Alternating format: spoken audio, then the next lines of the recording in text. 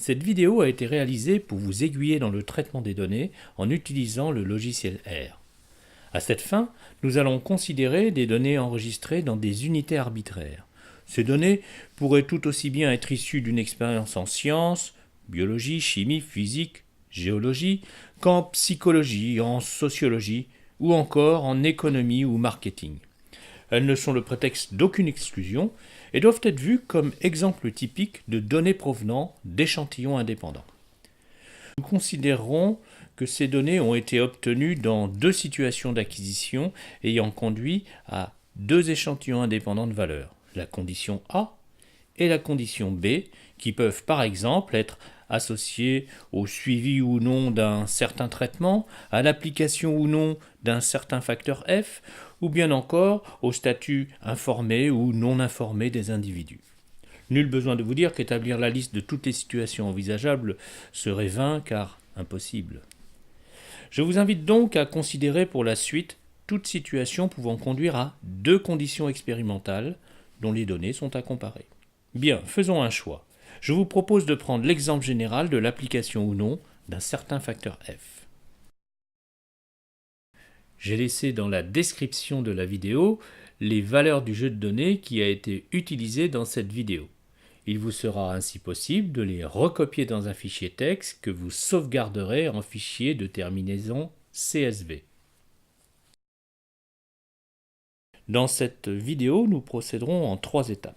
La première consistera à récupérer les données contenues dans un fichier texte, suivra une étape de statistique descriptive qui nous permettra, entre autres, d'élaborer la meilleure stratégie pour faire le test statistique permettant d'analyser les données, constituant la dernière étape de notre travail. Lors de cette présentation, nous vous suggérerons d'autres vidéos que vous pourrez consulter si vous vous sentez un peu perdu avec le logiciel R ou les tests d'hypothèse. Alors qu'il me soit d'abord permis de faire quelques remarques à propos de ce travail d'analyse. Je voudrais souligner qu'utiliser un logiciel ne se résume pas à pratiquer le clic-souris. Cela réclame de l'organisation et de la rigueur. Nous allons donc ainsi voir que nous allons construire un espace de travail. En second lieu, j'aimerais rappeler que l'utilisation de R n'est pas une fin en soi. Il existe d'autres logiciels de stats dont on pourrait difficilement dresser une liste exhaustive. On peut citer SPSS, XLStat ou encore Statistica. Ainsi, R est utilisé ici à des fins bien particulières, c'est-à-dire pour réaliser des traitements et des calculs statistiques et non pour programmer. En effet, il existe des logiciels bien plus performants que R pour la programmation, par exemple C, C++, Java ou encore Python et bien d'autres encore. Enfin, nous allons utiliser R dans un contexte bien défini et de la façon la plus performante qui soit. Nous serons donc amenés à manipuler des fichiers de données et autres bases de données, généralement au format texte ASCII, un format portable et universel. Cependant, rassurez-vous, il n'est nullement question de faire de vous des statisticiens. Nous utiliserons les stats comme un outil. La première chose qu'il faut comprendre, c'est que lorsque l'on fait un travail d'analyse de données, il faut organiser son espace disque et préparer des répertoires qui vont permettre de séparer les informations qui constitueront les entrées et les sorties du traitement. À cette fin, je vous propose de créer 6 répertoires. Le répertoire de travail, ou répertoire racine, que l'on va logiquement nommer analyse, et dans ce répertoire de travail, 5 sous-répertoires. Un répertoire data, qui va contenir les données, un répertoire doc pour les fichiers texte et les divers documents que vous allez rédiger au format Word et PDF, par exemple pour un compte-rendu, un répertoire images qui va contenir les images et autres graphiques que nous allons générer, un répertoire résultats qui va contenir les résultats marquants de votre analyse statistique, et un répertoire script qui, nous allons le voir, va contenir les scripts de commande R. Vous préparez ainsi un dispatching de vos informations dans un système de répertoire. Dans cette configuration, nous avons mis le fichier comportant les données, qui s'appelle data.csv, dans le répertoire data. C'est donc à partir de ce répertoire que seront traitées les données. Notez bien que le système de répertoire devra être disposé tel quel sur votre clé USB afin que nous puissions tous partir de la même configuration de départ. Jetons un œil dans le contenu du fichier de données.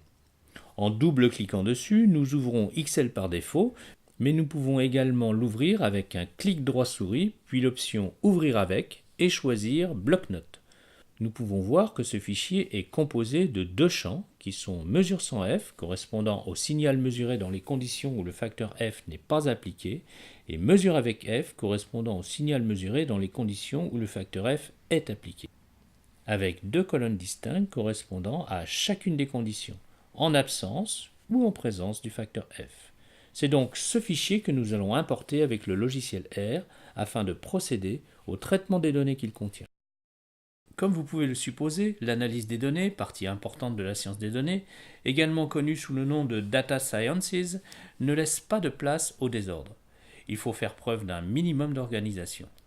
Rien n'est laissé au hasard lorsque l'on sait qu'un simple détail peut perturber le bon déroulement de l'analyse des données. L'organisation des données est donc à prendre au sérieux si l'on veut être efficace et faire parler ces données. Il est donc normal qu'un étudiant en sciences prenne l'habitude d'organiser son travail. Continuons en réalisant une petite manipulation qui va consister à paramétrer l'icône de lancement du logiciel R afin qu'il aille, par défaut, chercher les fichiers utilisés dans un répertoire que nous allons spécifier et que nous allons considérer comme le répertoire de travail.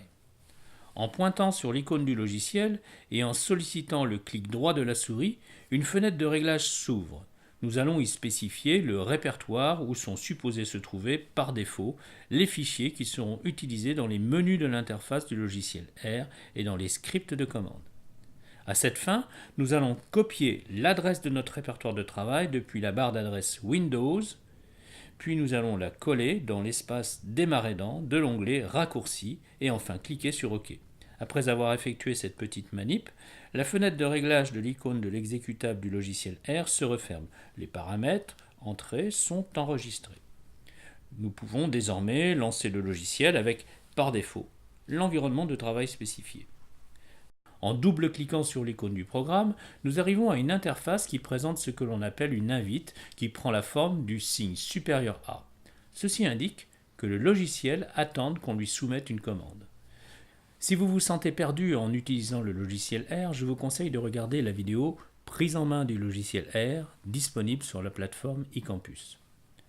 La première commande que nous allons écrire va tout naturellement consister à récupérer les données contenues dans le fichier de données dont nous disposons, qui, précisons-le, est un fichier de type CSV, c'est-à-dire un fichier texte avec un séparateur de champs qui est le caractère point-virgule.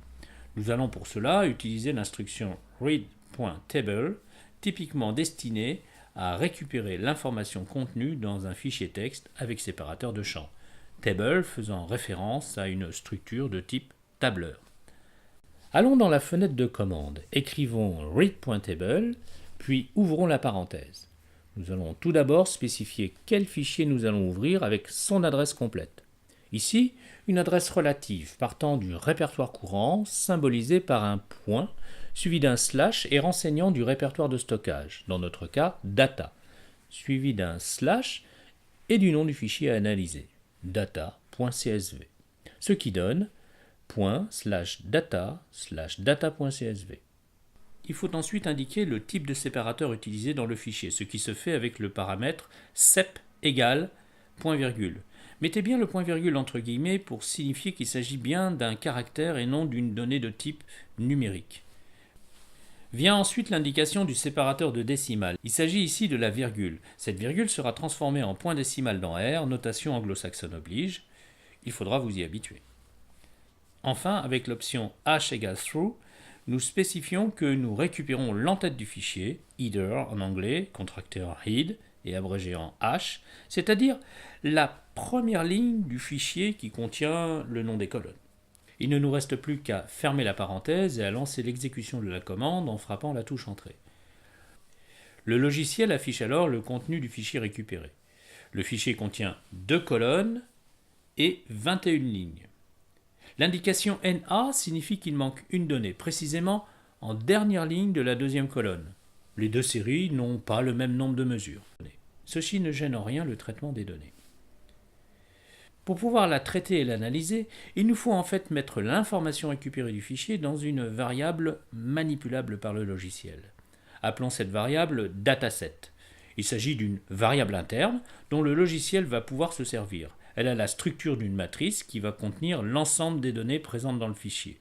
Nous avons vu que le fichier contenait 2 colonnes potentielles délimitées par un point-virgule. Nous avons donc 2 champs potentiels pour chaque ligne d'information, c'est-à-dire pour chaque enregistrement de notre jeu de données. Relançons donc l'instruction en utilisant la variable dataset. Écrivons dataset égale readPointTable, parenthèse ouvrante, file égale ./data/data.csv, virgule, sep égale point virgule, virgule, des égale virgule, virgule, h égale true, puis fermons la parenthèse. Le signe égal utilisé dans cette commande est en fait l'instruction d'affectation, qui signifie que l'évaluation de ce qui est contenu à droite de l'instruction est affectée dans la variable figurant à gauche du signe d'affectation. À la place du signe égal, vous pouvez également utiliser les 2 signes inférieur et moins mis l'un derrière l'autre, symbolisant une flèche de destination, pour effectuer cette affectation, ce qui donnerait l'instruction qui s'affiche à l'écran. Lorsque nous sollicitons l'affichage du contenu de cette variable en tapant simplement son nom suivi de la touche Entrée, nous voyons que nous avons bien récupéré dans cette variable de type matrice l'ensemble des données contenues dans le fichier de données. Dès lors, nous allons pouvoir récupérer les en-têtes de colonne comme nom de variable manipulable séparément. Ici, mesure sans f correspondant au signal mesuré dans les conditions où le facteur f n'est pas appliqué, et mesure avec f correspondant au signal mesuré dans les conditions où le facteur f est appliqué. Il suffit pour cela d'utiliser l'option attache suivie du nom de la variable interne, ici dataset, mis entre parenthèses.